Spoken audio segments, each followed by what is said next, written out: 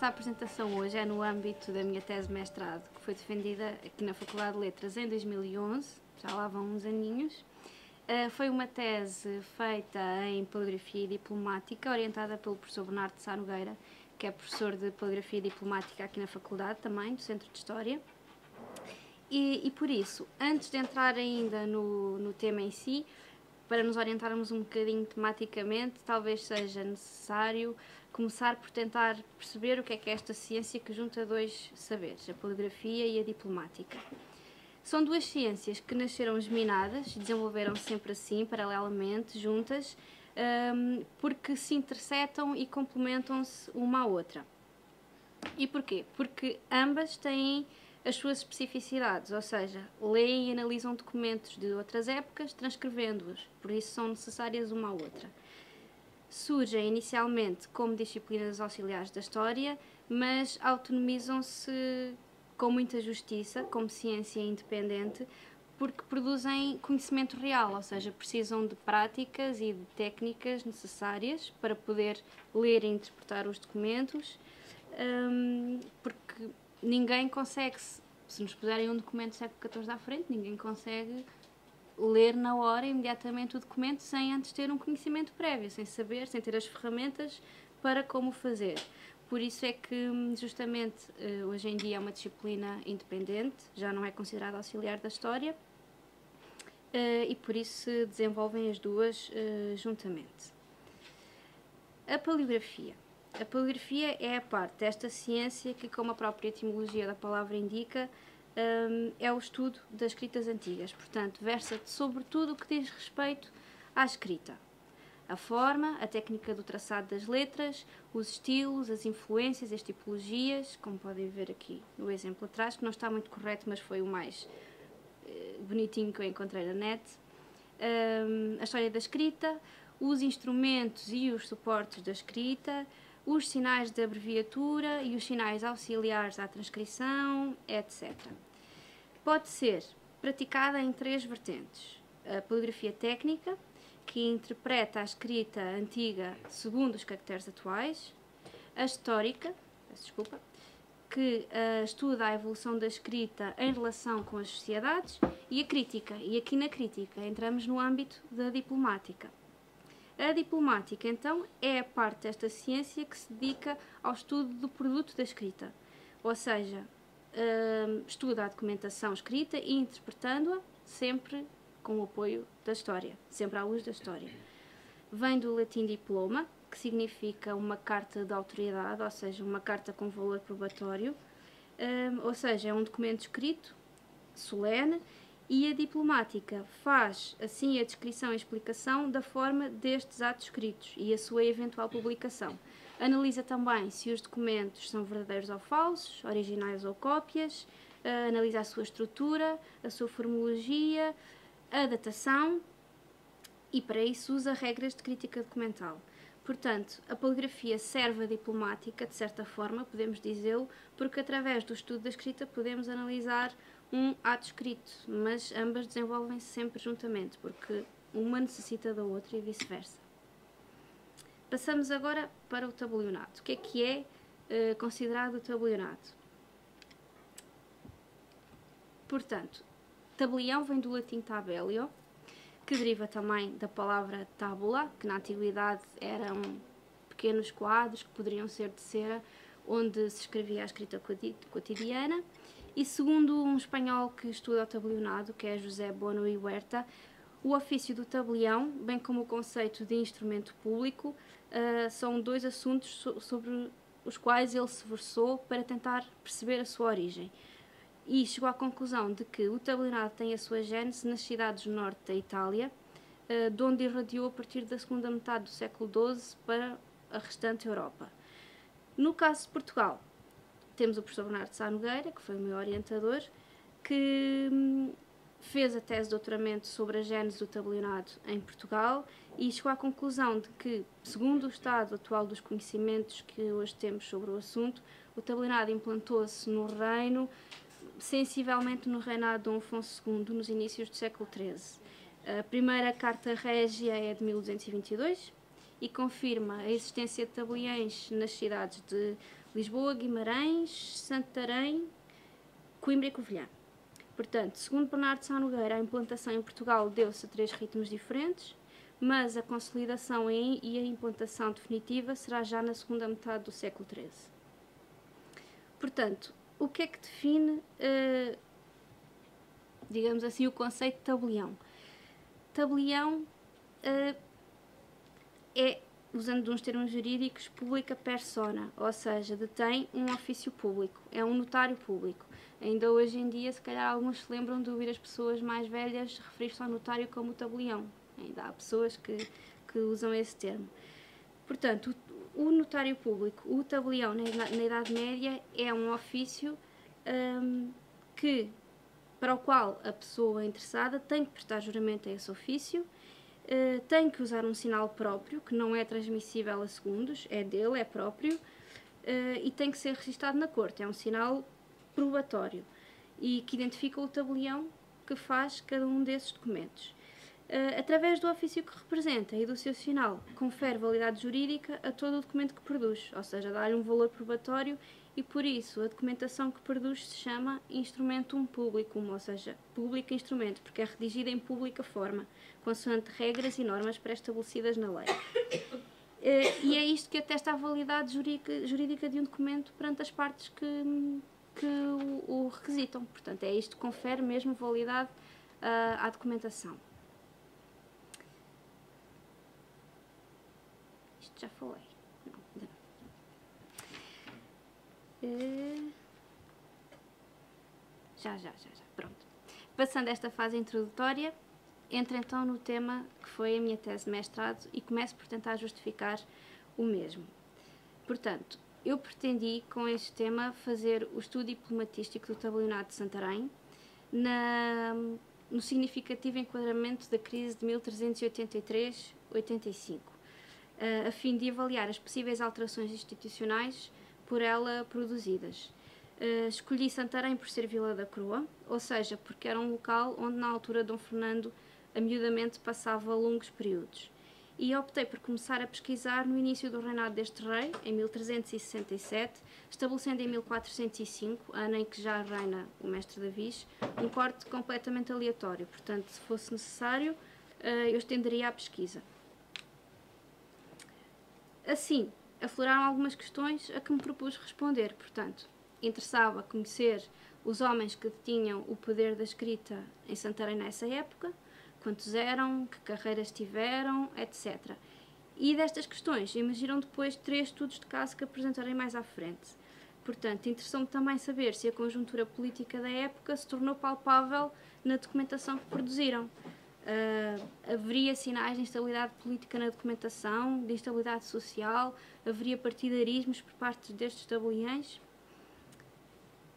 Comecei então, para isso, a fazer leituras relacionadas com o tema, leituras bibliográficas, não só relacionadas com a conjuntura histórica, para me poder situar, mas também relacionadas com a temática do tabelionato, e a seguir elaborei uma lista de fontes de base a consultar, estendendo a investigação a outras, se viesse a tornar necessário. Não foi necessário porque esta documentação trouxe-me elementos suficientes para fazer a tese. Portanto, o que é que acontece quando temos que fazer escolhas sobre documentação respeitantes a uma geografia limitada? Temos de começar pelos fundos locais, e os fundos locais, na sua maioria, são quase invariavelmente fundos provenientes de colegiadas, mosteiros, conventos, ou seja, de instituições religiosas, são fundos monásticos. Portanto, também são os que, em maioria, chegaram aos nossos dias, principalmente quando falamos de documentação medieval. Nesses fundos vamos encontrar documentação que diz respeito às instituições, mas também aos locais que interagiam com as instituições e em que tipo de situações. Documentação do dia-a-dia, compras, vendas, arrendamentos, doações, testamentos, etc. Ou seja, todas as transações feitas entre a população e a instituição e vice-versa. Para conferir validade a estas transações, claro que era sempre necessário o tabelião, porque era ele que dava validade jurídica aos documentos trocados. Bom, depois, para registrar os dados, optei por elaborar uma tabela simples em Excel para inventariação dos documentos que ia registando e que diziam respeito a Santarém, com campos que me permitiam ter uma descrição minimalista, mas precisa sobre os mesmos, com indicação de cota, tipologia documental, com data tópica. A data tópica é a data que inclui o local, dia, mês e ano, é o termo que nós atribuímos a esta designação, e com os tabeliões intervenientes nos atos. Para cada novo tabelião que me ia surgindo, fui fazendo fichas com indicações prosopográficas, para no final poder ter pequenas prosopografias sobre cada um desses tabeliões recolhidos. Chegada à fase de elaboração da dissertação, decidi dividi-la em duas partes, que apenas menciono aqui para tentarmos aprofundar um pouco mais o contexto da crise em que o estudo se vai desenvolver. Portanto, na primeira parte, tentei perceber o que fez de Santarém ser Vila da Croa. Temos o rei, que é a presença assídua na vila, e a mesma participou com o reino e com a Europa nas efervescências e nas mudanças que se processaram ao longo do século XIV, tais como o êxodo rural, as uniões populares, que eram levantamentos do povo contra as decisões régias, a peste negra, a crise que nos envolveu na Guerra dos 100 Anos, que foram 3 guerras com Castela, fomes, e a crise de sucessão que sucedeu depois da morte do rei Dom Fernando. Depois, com Dom João I, assistimos novamente a Santarém como palco de várias situações, porque a sua preocupação foi fixar o governo do reino neste eixo da zona centro-sul, passando muitas vezes por Santarém, nas várias deslocações que faz de norte a sul, e também passando lá longos períodos de tempo. Finalmente, através do trabalho de doutoramento do professor Bernardo Sá Nogueira, a tentativa foi perceber de que modo é que o tabelionato se desenvolveu localmente, em Santarém, tendo constatado com algum contentamento que o primeiro documento público conhecido em Portugal é precisamente feito em Santarém, por um tabelião de Santarém, que se chama Mendoianes, e é do ano de 1214. Portanto, isto também acaba por ser um pouco significativo para a importância deste trabalho. Na segunda parte, logicamente a maior, porque é o corpo da tese, dediquei unicamente aos resultados da investigação. E o que fiz foi tentar organizar o trabalho da seguinte forma: dividir os tabeliões por grupos de interesse, de semelhanças, identificar as prosopografias mais relevantes, a partir dessas prosopografias mais relevantes, escolher estudos de caso pertinentes, e numa segunda fase identificar lugares da vila e do termo de Santarém onde foram escritos os documentos, estudar as tipologias documentais, preservar, copiando e interpretando os sinais usados pelos tabeliões na validação dos seus documentos, entre outros casos, mas estes são os mais significativos. Passando para os dados muito gerais. Então, para um período de 38 anos, que é o período que abrange a minha tese, inventariei 488 documentos, os quais revelaram 89 tabeliões da Vila de Santarém, assim intitulados e lá operantes. No gráfico, podemos observar o conjunto dos 89 tabeliões, estão lá todos apertadinhos, mas estão lá. E como se pode verificar, há um conjunto de 8 tabeliões que se destacam, conforme podem ver pelas barras mais altas, que se destacam não só pelo número de anos em que o estéto é ativo, que são os tabeliões a vermelho, mas também pelo número de documentos que validaram ou testemunharam, que são as barras a amarelo. Porque num documento havia sempre 2 tipos de tabeliões. Havia o tabelião que elaborava o documento e o validava com o seu sinal, e havia sempre um grupo de tabeliões, normalmente 2, às vezes 3, mas normalmente 2, que testemunhavam o ato. Não assinavam, não validavam com sinal, porque já estava o tabelião principal a fazê-lo, mas eram mencionados na documentação como testemunhas. Portanto, aqui neste gráfico destaco só 2, que foram aqueles que eu achei que tinham um equilíbrio mais significativo entre os anos de trabalho e o número de documentos elaborados. E que são o Lopo Esteves, que está aqui, que esteve ativo durante 37 anos, tendo elaborado e validado 25 documentos, Atenção, estes números, os 37 anos e os 25 documentos, não são números definitivos, são números que nós temos com base na documentação que podemos estudar. E isto para a Idade Média é sempre muito complicado, porque a documentação é muito menor comparativamente com a época moderna e pode-nos sempre levar a erros, mas é o que chegou até aos dias de hoje. Portanto, isto são sempre números que, pronto, são os números que podemos ter em conta. Portanto, o Lobo esteve ativo durante 37 anos. Para estes 37 anos conseguimos encontrar 25 documentos nos quais ele põe o seu sinal e por isso é o tabelião com a carreira mais longa que temos do nosso grupo de 89. E destaco também o Lourenço Gonçalves, que para além de ser um dos meus estudos de caso, que já vamos ver mais à frente, foi também o tabelião com mais documentos produzidos, portanto temos 37, num período de 31 anos de trabalho. Um dos objetivos da tese era também tentar perceber a conjuntura política da altura na documentação. Era também o principal objetivo. Por isso, foi interessante ter-me deparado com variações na intitulação tabeliónica de alguns, precisamente num momento de transição política, que foi o da crise de sucessão, depois da morte de Dom Fernando. Então, o que é que acontece? Trago dois exemplos. Que é o tabelião Martim Gomes, que em 1368, como todos os tabeliões do reino, ele tem uma intitulação perfeitamente normal. Como todos os tabeliões do reino, se intitula como tabelião del Rei. Em 1383, vai-nos aparecer como, podem ver, a vermelho, como, portanto, pela rainha Dona Leonor. E ainda mais, em 1384, aparece com referência a Dom João de Castela e a Dona Beatriz, filha de Dom Fernando e Dona Leonor Teles.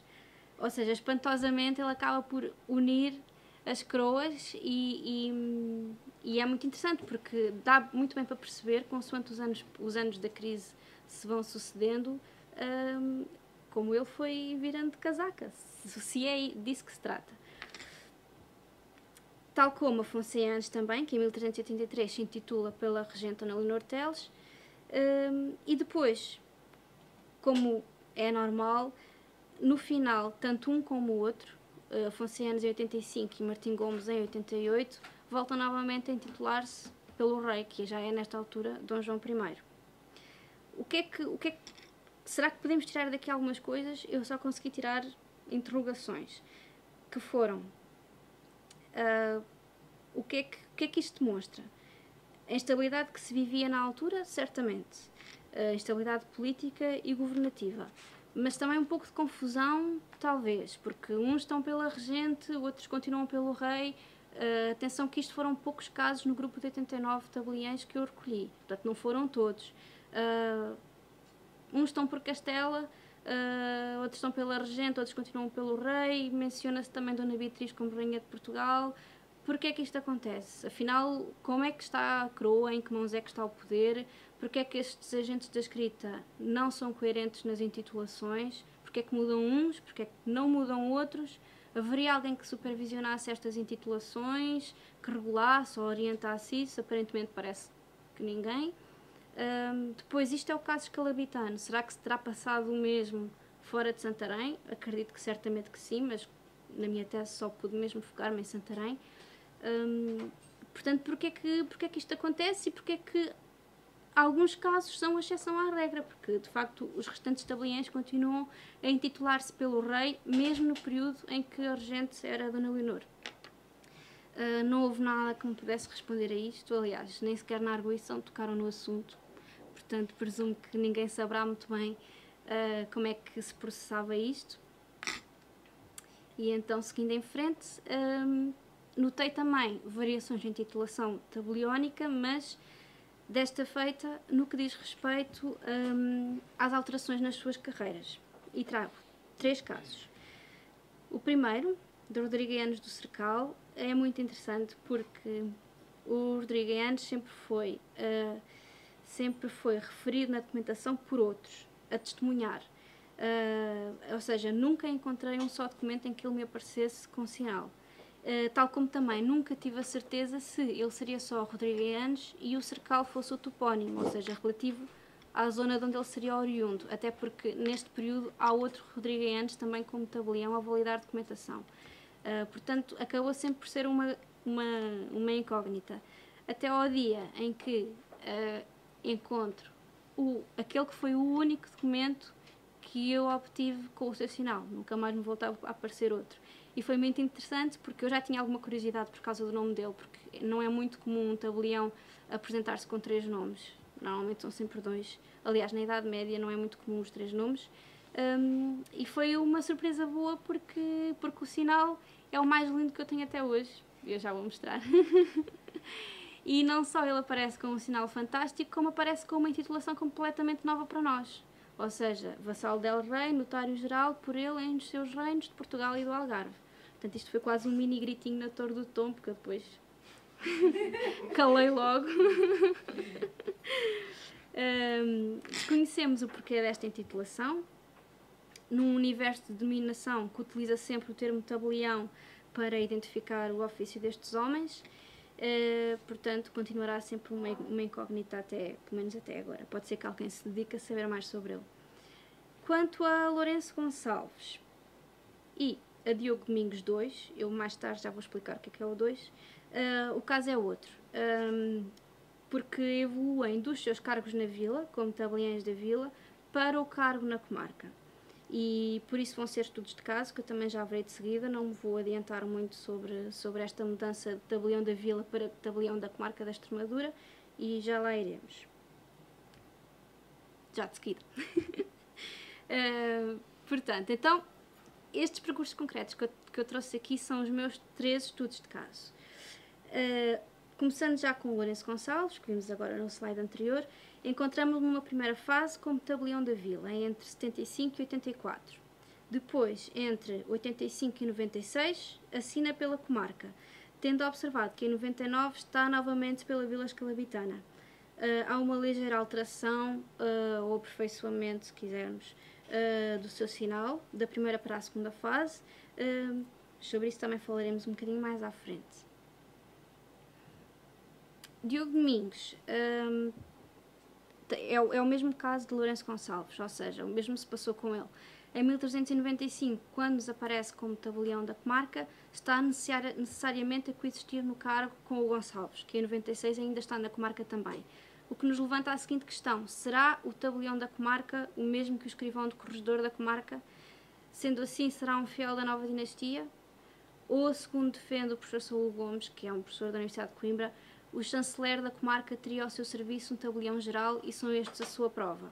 São 2 possibilidades em aberto que também não conseguimos responder na altura, e também a história ainda não nos tinha dado resposta para isso, porque também não era conhecido o cargo de tabelião da comarca.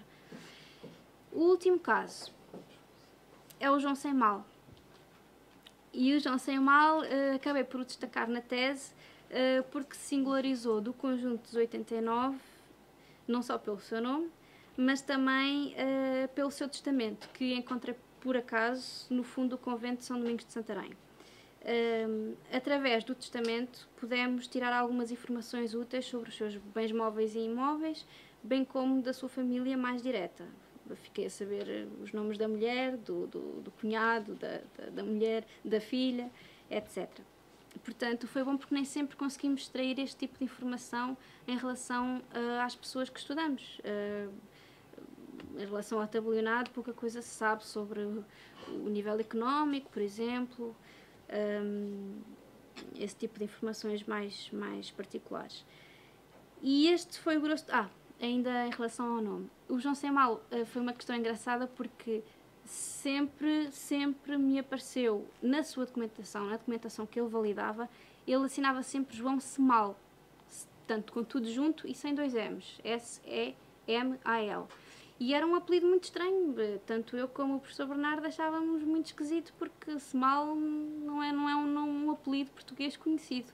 Até que há um dia, que é o único momento em que ele não aparece a validar, ou seja, aparece como testemunha, é referido por um outro tabelião, e o tabelião refere-o como João Sem Mal. E então aí, pronto, percebemos que foi curioso, porque também é outro apelido não muito próprio, não é nada comum, mas percebemos que não era Semal, mas Sem Mal. e nunca percebemos porque é que ele se chamava assim, se era mesmo de facto apelido, se era uma alcunha. De facto ele assinava assim a documentação que produzia, mas que é típico é. Passando agora para algumas particularidades, muito rapidamente. Em relação a estes tabeliães, encontramos também referências ao livro de registro. E o livro de registro o que é? É o livro onde o tabelião guardava cópias ou notas dos documentos que emitia. 5 desses tabeliães revelaram expressamente tê-lo. Porquê é que isso é importante? Um exemplo da sua utilidade como ferramenta de trabalho indispensável é a carta de posse, escrita no livro de notas do tabelião Estevão Afonso. Porquê? Porque sucede que este morre sem ter terminado o documento original, e se isto acontecesse sem o tabelião deixar registro ou cópia do mesmo, as partes interessadas teriam de procurar um novo tabelião, ou seja, teriam de voltar a encontrar-se com o tabelião, a formular as suas disposições, este teria de fazer a nota e mais tarde teria de emitir novo documento. Como este tabelião deixou a nota da dita carta no seu livro de registro, o processo pôde desencadear-se de uma forma mais prática, porque permitiu que mais tarde se pudesse entregar o documento às partes envolvidas sem serem necessários mais procedimentos burocráticos. Para além do livro de registro, queria focar também as dependências. O que é que nós classificamos com dependências neste trabalho? Cruzámos-nos várias vezes com a expressão, na documentação, com a expressão homem de mim tabelião. Como podemos ver aqui no exemplo do tabelião Gonçalo Afonso. Portanto, Gonçalo Afonso, num documento de 1383, cita Pedro Eanes de Freixeio, homem de mim tabelião. Portanto, isto é o Gonçalo Afonso a referir-se ao Pedro Eanes como testemunha num documento. O que é que nós tentámos tirar desta expressão homem de mim, que também é muito pouco conhecida, de vez em quando aparece, mas ainda não conseguimos perceber de que é que se trata afinal.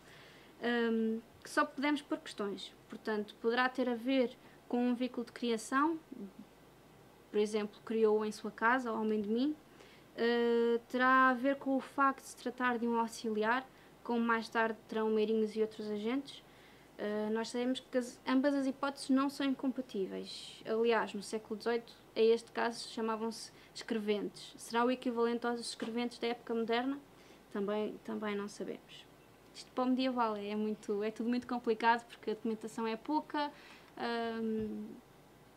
Ter levantado 478 documentos já foi muito bom.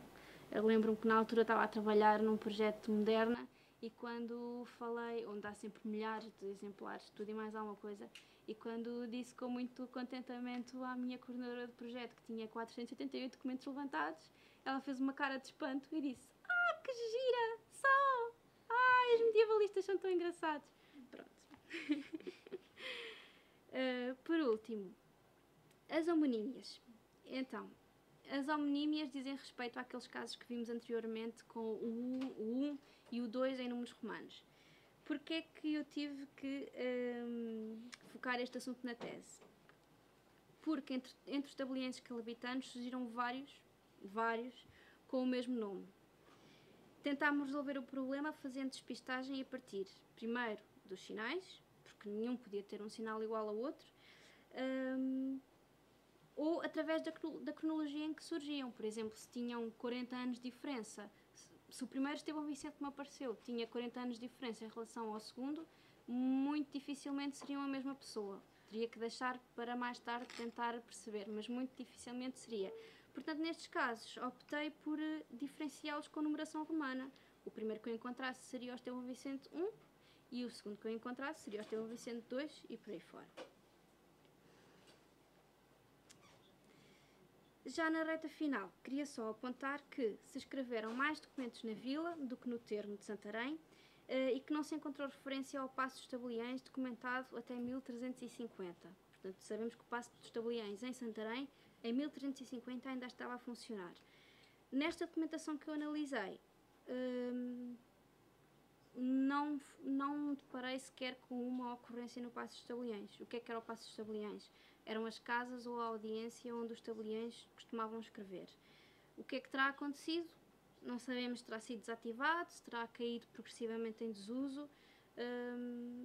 Constatámos apenas que segundo todas estas localidades onde a documentação foi escrita, o tabelionato escalabitano era de facto muito móvel, escrevia tanto na vila como no termo, nunca, na documentação que eu recolhi, nunca usou o passo dos tabeliões, ou pelo menos nunca fez referência ao mesmo. Relativamente às tipologias documentais, constatámos que predominava a normalidade, ou seja, o que é a normalidade? São os documentos mais usados no nosso dia-a-dia. São cartas de emprazamento, que são o volume maior que temos aqui, 165. São cartas de posse, que aqui são 46, e são arrendamentos, que aqui são 39. Portanto, se formos a ver, são documentos completamente normais do cotidiano, e também muito típicos de uma zona agrária como era Santarém, sem dúvida. Para terminar, mostro só alguns tipos de sinais que encontrei na documentação e que organizei por grupos de semelhanças. Portanto, se quiserem, podem ir passando também aqui uns exemplos. Estão aí os 89 todos. Os polilobados. Demos este nome aos polilobados por serem normalmente constituídos por 4 formas lobadas, quase sempre dispostas em cruz, e são formas muito próprias do século XIV. Os estrelados, em que a base é uma forma estrelada de 4 ou mais pontas. Os rômbicos, que são combinados quase sempre com formas interiores quadrangulares. É uma forma super abundante também no grafismo dos sinais da segunda metade do século XIV.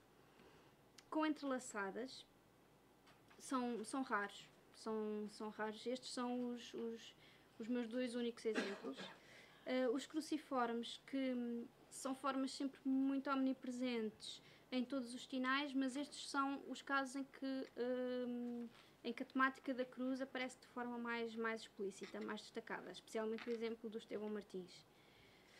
Os sinais com grafias, ou seja, os sinais que introduziram no seu interior as abreviaturas dos nomes dos tabeliães. Portanto, por exemplo, aqui neste conseguimos ver bem o E de Estevão, o P e o Z de Pérez.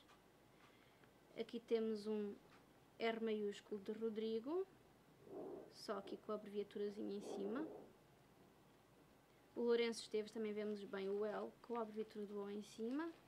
E o Estevão Vicente conseguimos ver o S, o T e o V, sob forma do. E outras tipologias variadas em que inserimos vários sinais, e cá está o Rodrigues do Cercal, que me presenteou com o seu belo sinal num único documento. E que, portanto, estes outros são tipologias atípicas que não consegui inserir em outras definições. Há alguns tabeliães, só mesmo para terminar.